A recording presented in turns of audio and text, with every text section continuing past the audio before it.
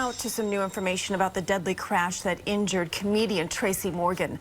A preliminary NTSB report found the truck driver was going 65 in a 45-mile-per-hour construction zone on the New Jersey Turnpike.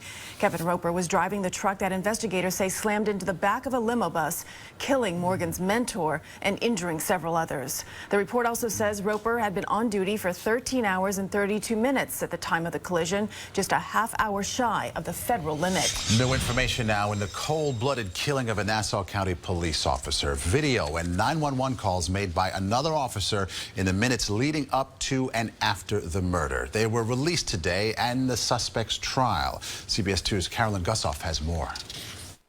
Safe distance at approximately 55 miles an hour. He's on all flats right now. A suspect fleeing from police, driving on flat tires. They're the last words Nassau police officer Arthur Lopez transmitted on his police radio moments before that fleeing driver shot him point blank.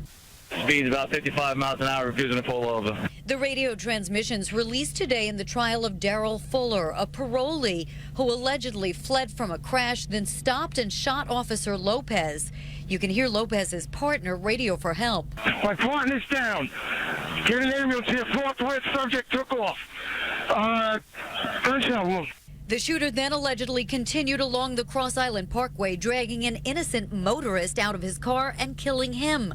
An off-duty New York City police officer witnessed the horror and gave chase. But first, he videotaped the fleeing driver with Officer Lopez's truck in pursuit. This guy's making a run for it from the cops. Then he stayed on the phone with 911, trailing the armed suspect. I'm watching the guy who just shot a Nassau County cop.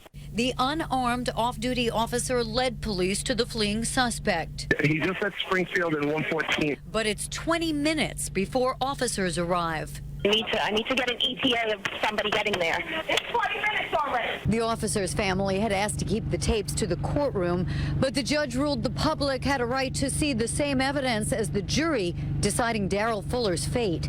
In Mineola, Long Island, Carolyn Gusoff, CBS 2 News. All of the recordings are now in evidence in Fuller's trial, which paused today for the defendant to receive kidney dialysis treatment. Fuller faces life in prison.